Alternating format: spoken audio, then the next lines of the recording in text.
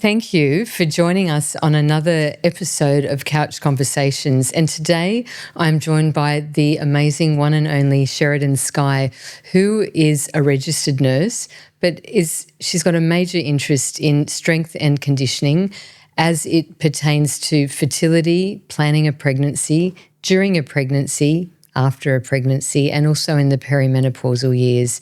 Sheridan's currently studying for her Masters of Women's Health in Medicine, and we've all really been looking forward to sitting down and talking to you and just fleshing all of this out a bit more. Thank you for having me. So Sheridan, I'm going to start by saying, what do women get wrong when they are thinking about exercise and planning a pregnancy? Great question. I think it's not so much about what women get wrong. I think it's about how we as a healthcare system and a society have guided women. So, if we think about what we learn in primary school, we're taught how not to get pregnant. So when we're thinking about how do we get pregnant, that is something that we don't know a lot about. So there are a number of ways that women can, let's use the word, optimize their pregnancy outcomes. And that's a lot of what you do in your work. Yeah. And what I do in my work, being that of a strength and conditioning coach, and I also have that nursing background, is when we're looking at the woman, what are her potential risk factors of, nutritional deficiencies? Where is her muscle mass? Where is her bone mineral density? And how do we, if we have the time, think about getting her to a healthy place, either with her weight or with her training? And how do we kind of look at that in a holistic way to support her and her partner, because her partner also provides 50% of the DNA, and it's not just a woman's problem, it's also a man's problem. And then, thinking about what are the things that she needs from a nutritional standpoint, what are the things she needs from a medical standpoint, and then that kind of follows throughout her pregnancy journey, because there is so much we can do on the fertility side of things. And I think women don't have a good grasp on what is a normal duration of how long can they expect to be trying for a pregnancy. And that's probably a better question for you. It's like how long is a normal amount of time to be trying for a pregnancy before maybe I should go and see someone about my fertility? Okay, so what I would normally answer that question is to try, if a woman has a regular cycle, no abnormal bleeding, a regular monthly cycle and no pain and no other medical conditions, you try for 6 months and then go and see someone just to do the investigations and to see, is there a reason to try a bit longer or should we be intervening at the moment? One thing we do know is that in a couple who have tried to fall pregnant for longer than 12 months, the longer they try after 12 months, the less likely it is to happen naturally. And it's not to say that it won't, but the pregnancies that we see after 12 months are becoming pretty far and they're pretty few in between. So we would be more likely to talk about some sort of intervention after 12 months. 6 months is the time where you should be saying, is everything normal? Can I keep going?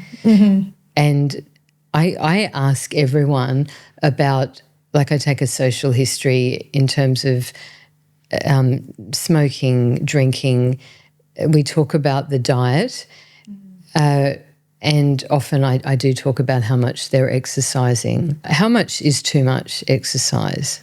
Yeah, it's different for everyone. I think a good way to define what is too much is, because when we think about low energy availability, that's really the problem that we're thinking about. So the body doesn't have enough energy to sustain the current output and she's not recovering from that. So when we think about fertility or our reproductive organs, those are very important organs, but our body prefers to push resources toward our brain, our heart, our lungs. And so when we don't have enough resources for all of them, well, fertility is not the first thing that we need, right? So it's going to be like, well, we don't really need that right now. We kind of need our heart to be beating, our brain to be working. And can I say something? You explain that in a very nice way. Okay. I think I say exactly the same thing, but I talk about the concept of vital organs. Yeah. We need our brain and our heart and our lungs to work, and all the energy is going to go there. The ovaries, and for men, we talk about the sperm production as well. That's not critical. So that's going to be the first thing. That's going to be the first thing that exactly. goes. So women are going to notice changes in their menstrual cycle. So at first, it's going to probably elongate. So, a woman might have a 28-day cycle and now it's 34 days and now it's 36 days, and we're going outside of that territory of what a normal regular cycle is. Sometimes she has complete absence of her menstrual cycle. So she's not regularly having, she's not regularly bleeding. She's not getting a menstrual cycle, which means she's also not ovulating, but she's also not having those highs and lows of estrogen. And estrogen is very important when we're thinking about protecting bone across the woman's lifespan. And if women don't have a menstrual cycle, or they're noticing changes in how frequently they have it, that's a too much exercise for them. Too much. Yeah. Too much exercise, yes, but it's also a combination of not enough nutrition, because you can have athletes who have very high outputs. They exercise for hours a day, but they're also meeting the nutritional demands to keep up with that exercise. So when we look at things like sports where women are more likely to have hypothalamic amenorrhea or relative energy deficiency syndrome, it's in those sports where women's weight is a really big contributor. So think about gymnastics, ballet, where they have to keep a weight for their sport to be competitive in it. So we have certain risk factors, and certain women are at much higher risk of things like relative energy deficiency. Okay. And so then the example I would always use is the Olympic marathon runner who runs for many hours, just about every day of the week over many years. And the other thing that I point out is that the day that they stop running, most of those women will have some impact on their menstrual cycle. Many of them will probably be amenorrheic, meaning having no periods. It's a technical way to express it. And they may have been put on the pill by their sports physician to maintain estrogen. The day they stop exercising, their periods don't come back the next day. That's the other thing. I always say there's an indefinite lag effect. So some of the advice that I would give is to bring, for a woman who is clearly having an impact from exercise, it is a very difficult conversation, but to say you're actually going to have to do less exercise to get pregnant. And my experience has been that many of these women are doing it for stress reasons. Obviously they enjoy doing it, and it's a part of their life. It's a part of what they do. And I'm not asking them to stop exercise altogether. I'm just asking them to cut down. That's all. Yeah, and also looking at their nutritional intake as well. So definitely, and when we look at endurance-based sports, women who do endurance-based sports do have that higher risk of relative energy deficiency syndrome or hypothalamic amenorrhea. Even men in sport also have the risk of having low energy deficiencies. But, one of the things that women I think is helpful for them to consider is, if you are a very active woman and you have been on contraception for a long period of time, you actually don't have a real period. No. So, we might get withdrawal bleeding, and women think that means that she's having a menstrual cycle, but that's not the same as a naturally occurring cycle where there's not a synthetic or a bioavailable estrogen or whatever it may be that she's receiving. And so what happens is a lot of people correlate contraception with infertility, but that's actually not correct. You know, when we look at contraception, it doesn't impact long-term fertility rates. It will if there's an underlying reason like PCOS, endometriosis, or there is that low energy deficiency. So if women are very active and they've been on contraception for a really long time, it's important that they consider coming off that when they're thinking about having a family, because the one thing about contraception is it does mask everything. Yeah, it does mask everything. And that doesn't make contraception a bad tool for women. It is an incredible tool for women to have autonomy and their own reproductive choices.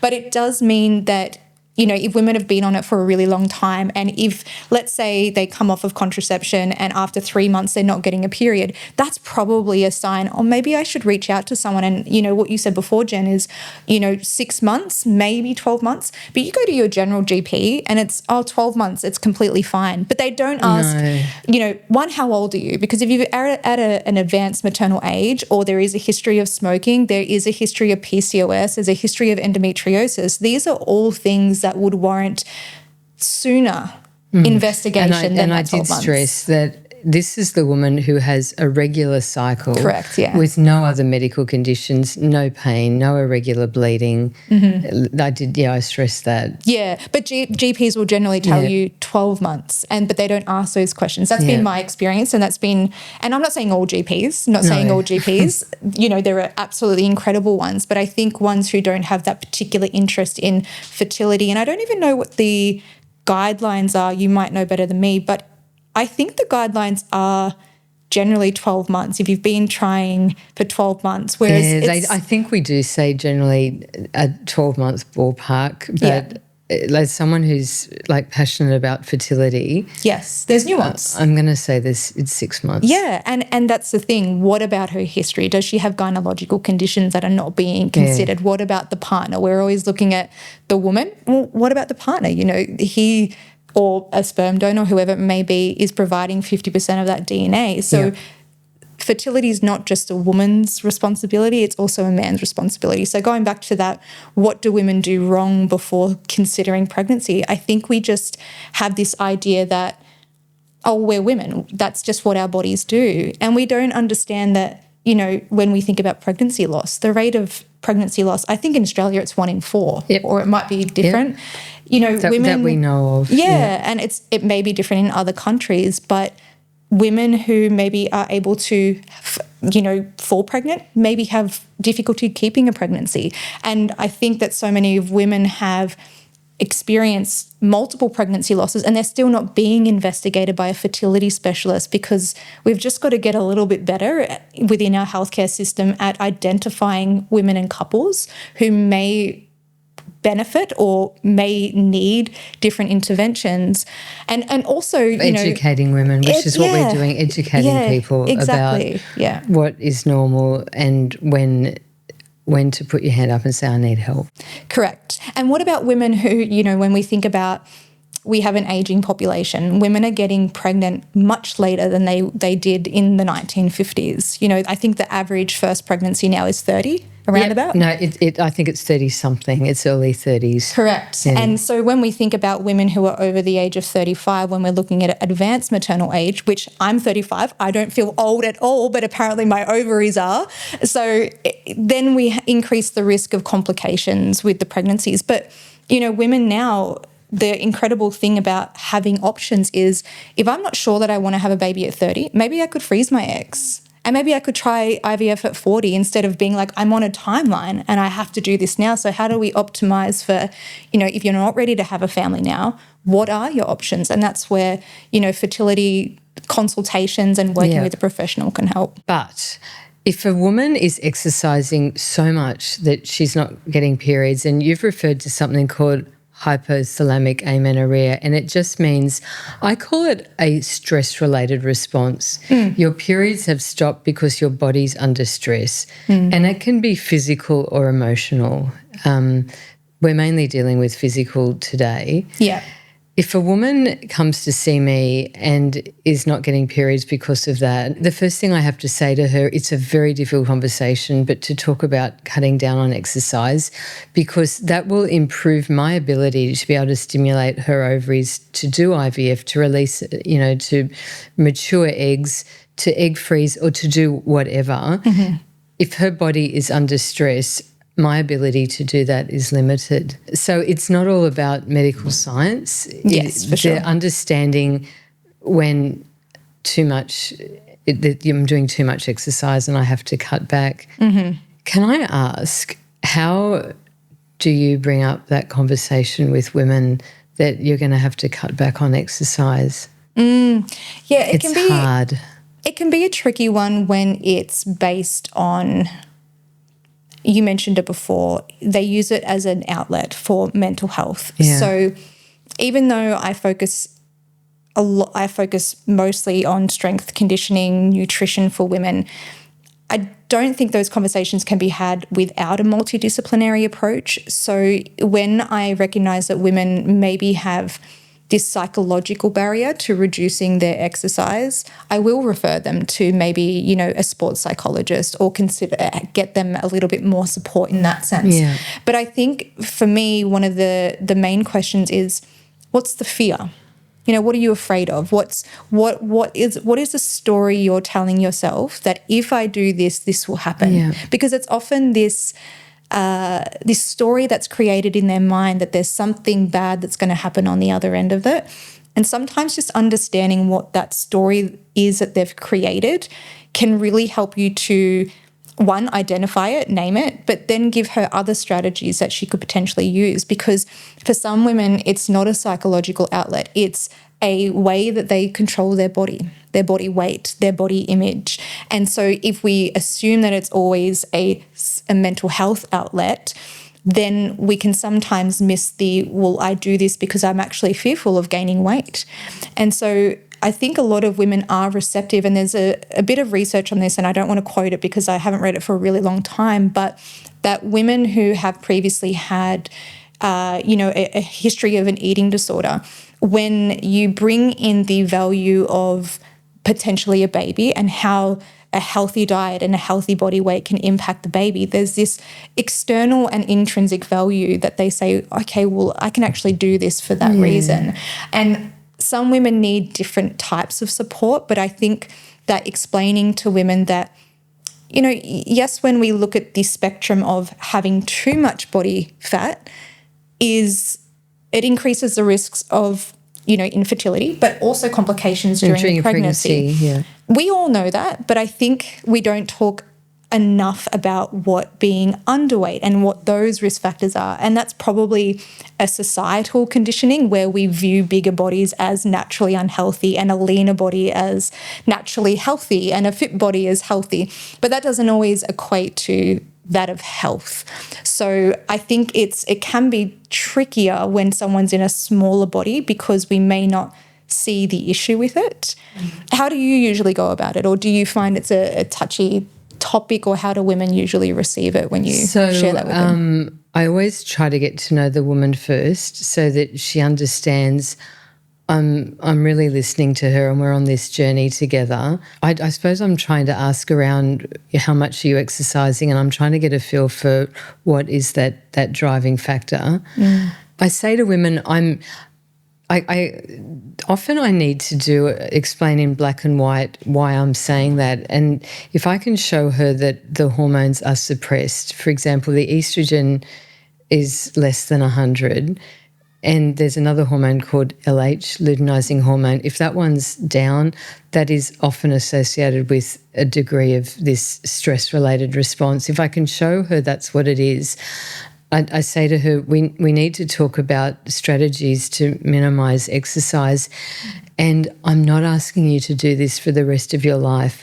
I'm asking you to do this now because we're going to get you pregnant. And I feel like I talk about a positive outcome of that. Mm-hmm.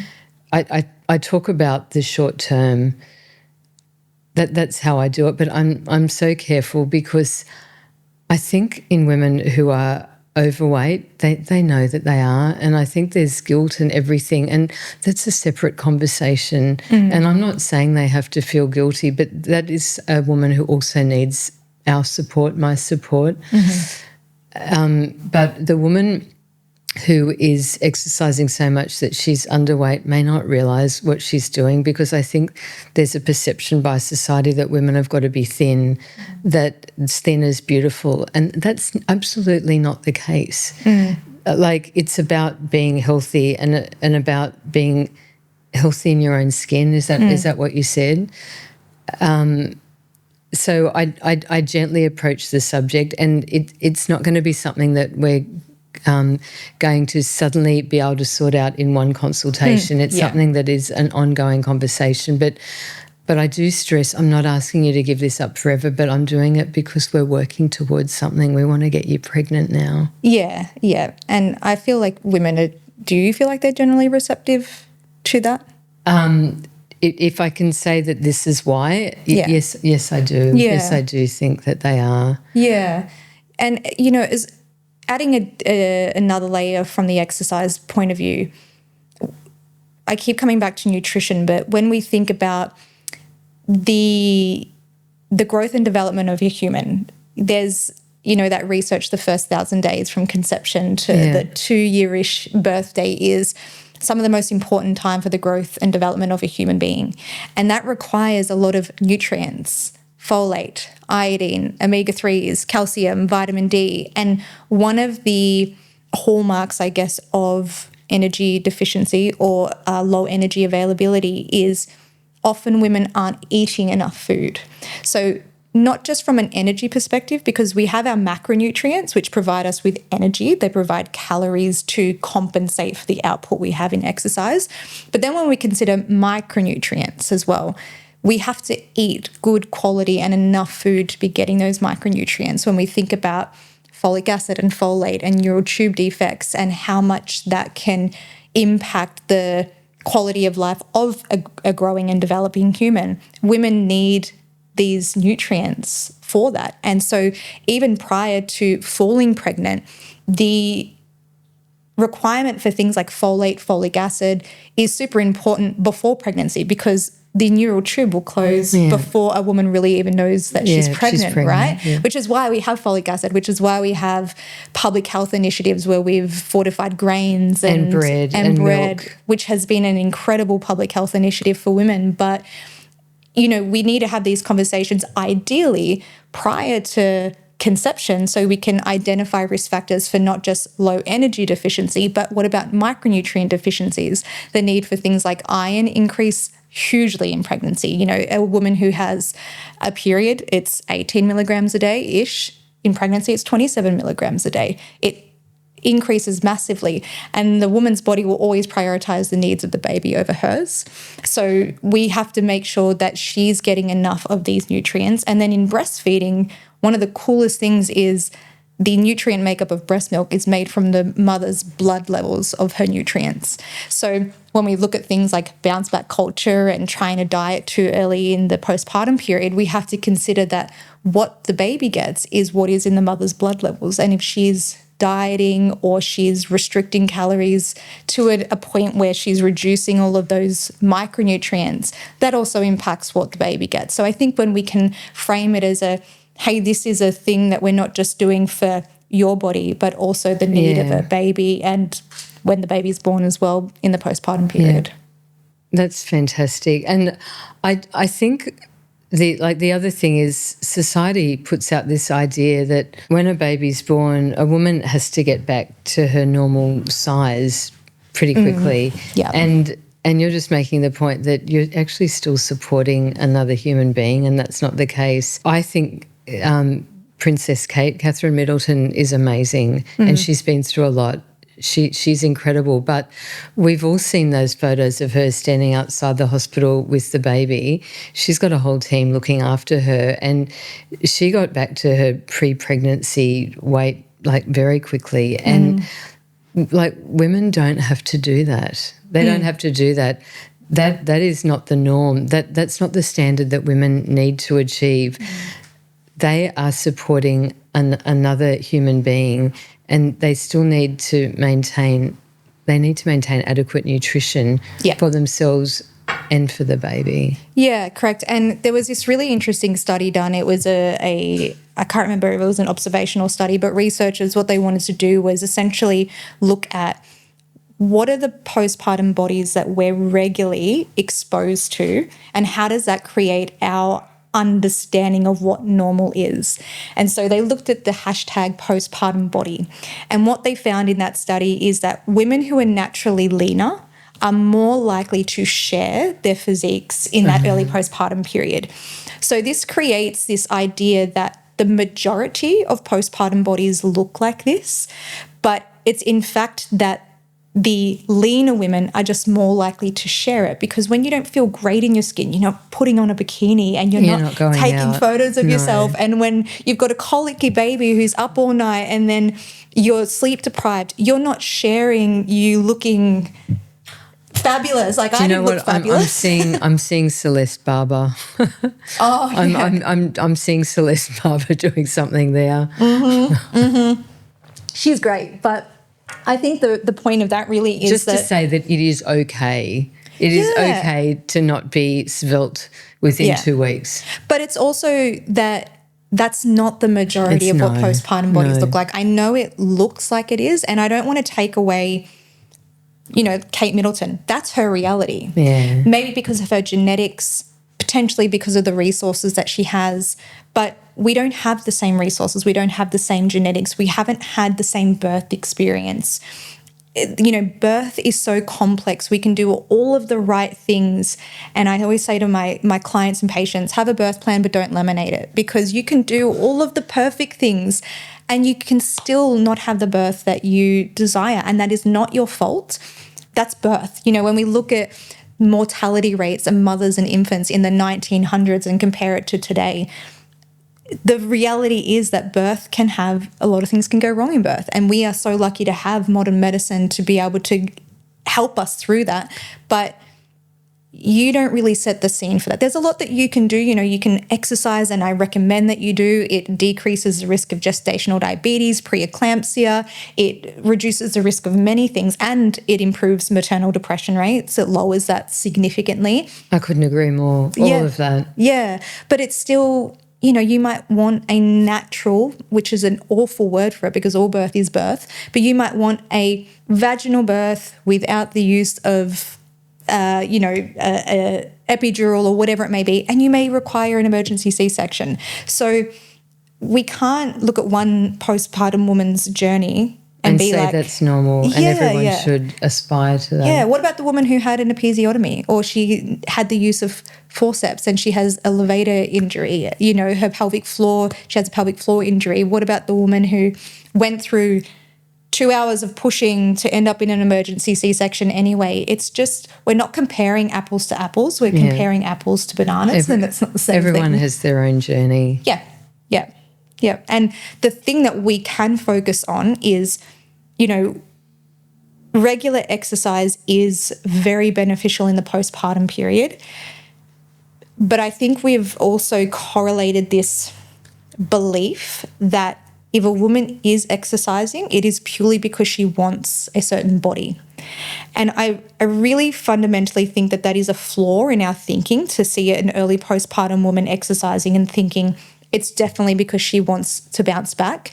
Because when we look at the newest postpartum guidelines in exercising, it's actually recommended that if possible and if able and if it's comfortable for women, to slowly reintroduce exercise early, not for any reason as to how it shapes your body, how it helps you lose weight, but it does improve pelvic floor outcomes, it does improve core outcomes, it improves mental health.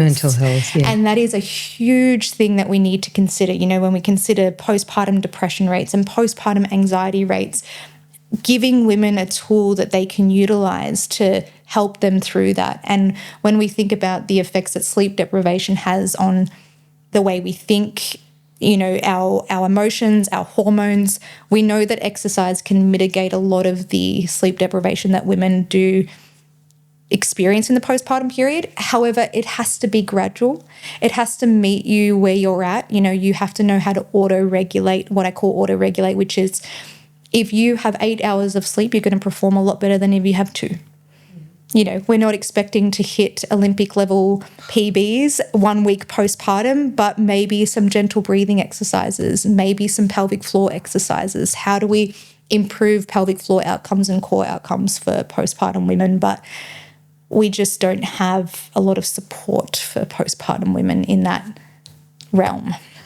If a woman comes in and she is very, very fit and has conceived spontaneously, how do you advise her about her ongoing levels of exercise in a pregnancy? And I mean, I can tell you I have a very simplistic answer. Yeah. And I would say you can't start a significant exercise program when you're pregnant. You're okay to continue that level for a period of time, but the physical change in your body will automatically dictate the fact that you're going to have to cut it down. But the information that I would pass on is, you know, it's very vague. And I think that you obviously support women during pregnancy as well. Yes. What do you say there? So the great thing is that in the last 5 years, the research we have on prenatal exercise has exploded. We have researchers who are dedicating their entire careers to answering a lot of the questions that we didn't have. And so when we think about pregnancy, it's generally a time where there's a more conservative approach given for obvious reasons. There is a very big risk-reward benefit, right? And so for a long time, the recommendations were very conservative. So, for example, don't start something that you haven't done before. Yeah. There was a great piece of research that was published in 2019, which basically said that all women, irrespective of their previous exercise activity, should aim for the standard dosage of resistance training and moderate intensity training that everyone should. So that's 150 minutes of moderate intensity exercise per week. Per week. That's gradual though. You know, if a woman come to me, not pregnant, never trained before in her life, I'm not going to say, here's a 100-kilo back squat, go ahead, have fun, good luck. We're going to start with, what can you do? Show me a squat. How did you handle that? How did you recover from that? It doesn't change much just because the woman is pregnant per se. Now, I don't recommend taking up, you know, skydiving when you've just fallen pregnant. But even if a woman doesn't resistance train, it's beneficial for her to start gradual loading of resistance training to meet the 2 resistance training sessions per week that is recommended within the prenatal guidelines. And that makes up part of that 150 minutes of exercise. Now, if a woman is, you know, she comes from a history of having REDs and she's gone through all of that, you might be a bit more cautious in that, but her baseline of exercise is going to be really quite high. And in terms of how she progresses through that, most women will find that eventually they need to adapt. They may need to regress their exercise to meet the growing demands of their baby. But if they're comfortable and they're not experiencing symptoms that would suggest that maybe she needs to decrease, so I'll give you what those symptoms are. And one of the things that I'm always advising on is we consider symptoms, we treat symptoms, we don't treat mechanistic ideas and theories. So if a woman is noticing that she's, you know, there are certain things where if you are noticing these things, you must stop exercising. You know, if you're having bleeding, if you're having leaking of fluid that doesn't look like pee, then that's something that you want to get looked at. But if women have no contraindications to exercise, which, you know, that would generally be something like it might be ruptured membranes. There are some other things. So ACOG, the American College of Obstetricians and Gynecologists, they have relative and absolute contraindications to exercise. Absolute, there's a list. If you have those, you're on pelvic rest. which means no exercise. And that is because the risk of exercise is far too great for the potential benefits that you'll get from it. Then there are a relative risk, meaning you have this condition, but the benefit of exercise is still there, but we have to be mindful. Then there is no contraindications. But if a woman is having leaking while she's lifting, maybe that's a sign that we need to bring back the weight. If she's having pain, that's a sign we need to bring back or regress. If she's having symptoms like dizziness, some women, for a long time we said no supine exercise for a really long time.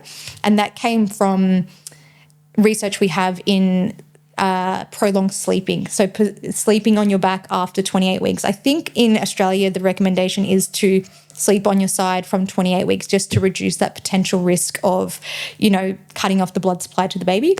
But there's been a ton of research done on supine training, and as long as women are tolerating it, meaning she's not getting dizzy, she's not feeling nauseous, her body will tell her, I don't like this, get out of this position. So there's so much that we do know about exercise now that we just simply didn't.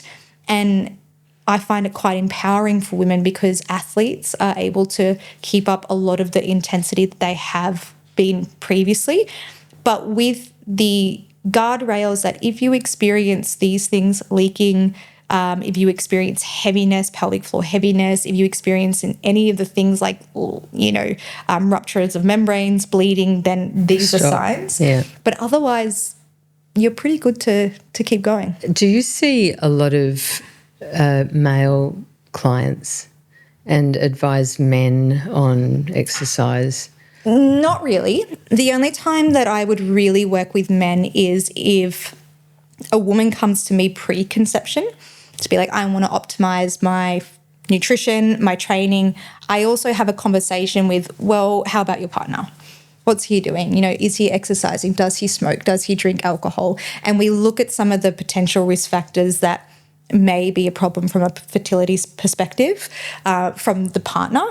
But I don't really guide them through that. I just say, well, if he's smoking, I'd probably go to the doctor to get some support to stop doing that. If, we want to abstain from alcohol for a few months prior to, if we can, prior to conception, especially for women, there are no known safe levels of alcohol consumption in pregnancy at all. That is the advice from our college. Yeah. And so that's really how I would support the men, but I work with women. I understand them. Yeah. We're going to switch gears for a moment. We're actually going to talk about perimenopausal and postmenopausal women because exercise, strength, resistance training, conditioning is actually really important in these women for different reasons. Mm-hmm. It's about bone mineral density, really. And I would often say to women, weight-bearing exercise is important and vitamin D supplements are important, but often I don't know where to send them. Mm-hmm. And not only, so it's important. It's important for a sense of well-being, but it's important for bone mineral density and longevity and quality of life and everything. Do you want to answer that one and how you approach that? Yeah, so when I was working as a registered nurse on the floor, one of the biggest things that we were always trying to minimise was falls. Always falls prevention in every single ward that I was on in the intensive care unit. It was always minimising falls. And it really got me to thinking, how do we prevent osteoporosis? What is the problem with falls? Like it sounds like a very, we all fall over sometime. But what people don't understand is that 70% of hip fractures occur in women. Yeah. 70%. So women are bearing the brunt of the majority of hip fractures. And within 1 year, 30% of males and females who sustain a hip fracture will die within 12 months. So there's an extremely high mortality rate when hip fractures occur. But what people kind of don't understand is it's not the fracture itself. It's that we don't, the fracture happens because we have a decrease in bone mineral density. And also, we don't have the muscle mass or strength to be able to support that structure when we sustain that fracture. So we become bed-bound. The longer we become bed-bound, the more muscle we lose, the more bone we lose. And it becomes this Vicious cycle where we're not weight-bearing. And a 1 rep max for someone who resistance trains is a heavy squat, a heavy deadlift. For someone who doesn't, it's getting out of a chair. And when your 1 rep max is getting out of a chair, that becomes a problem because your activities of daily living are no longer sustainable, right? So when we consider women, why are women experiencing more hip fractures? Which what's interesting is men are more likely to die from a hip fracture because they experience it later in life where they have a higher comorbidities. They have more disease because, naturally as you get older, there's a higher risk that you're going to have comorbidities. But women start with a much lower baseline of muscle and bone. So what we're building or protecting starts at a lower threshold. Now, both men and women will lose muscle and bone throughout their lifespan if they don't resistance train. So what we have this belief that is an inevitable part of being human, and to a degree it is. But, I would see plenty of patients, a 70-year-old man laying in an intensive bed unit, a bed, and his 95-year-old friend comes walking in and it's like, what's going on? What's different here? It's that age is inevitable, but slowing down the loss of muscle and bone is preventative, and it's through resistance training. We start losing muscle and bone in our 30s if we don't resistance train. But if we resistance train, we keep the majority of it until around our 60s and 70s where there's a slower progression of that loss, right? But 80% of women don't resistance train. 80%. And that means 20% are using the most powerful stimulus they can to not just maintain their quantity of life, but their quality. So we know that resistance training improves women's health outcomes. And the unique thing about women that is not the same with biological men is we go through pregnancy and postpartum. Pregnancy and postpartum also affects bone mineral density if we don't start resistance training. Women also go through menopause. And while menopause is not the cause of muscle loss, it is a very big cause of bone loss. Bone loss. Yes. So men don't have that. So women have a lower threshold and they experience life stages that biological men do not, that increase their susceptibility to fractures. But if they resistance train, we take that away. And the other thing is that I think in Western medicine we often think that a pill will fix it. And I'm not a fan of giving hormones for no reason. I think if we can manage anything in a non-hormonal with a non-hormonal modality, that is the best thing to do. There are medications that have been shown to improve bone density, but they've got side effects, and they're not even sure that the bone that is laid down is good quality bone. And there's side effects to hormones as well. Yes. Like resistance training and exercise is good for mental health, it's good for bone density. It doesn't, it's so good for you. Yes. If we could package the benefits of resistance training and put it in a pill, it would be the most sold pill that we could ever have, because it just does so much. It does so much from not just a bone, muscle, mental health perspective, but we have to understand that muscle is an organ system itself. It doesn't just move joints closer and further apart from each other. It speaks to other organ systems. It's an anti-inflammatory organ system. So if we have enough of it, it reduces inflammation in other organs. It speaks to other organs to, keep us healthy. So it's, coming back to making sure that we resistance train in pregnancy and postpartum isn't just about pregnancy and postpartum. It's what women do in their 20s, 30s, 40s and 50s will ultimately be the life that they live in their 70s and 80s. So we have to reduce the barriers to make sure women can resistance train. Thank you so much, Sheridan. It has been an absolute pleasure, like absolutely fascinating to hear about what you do. Thank you. And the way that you're helping women on their journey, planning a pregnancy, during a pregnancy, after pregnancy, and perimenopausal years. Thank you so much. And I'll be talking to you in the future as well. This will not be the only time. Thanks for having me.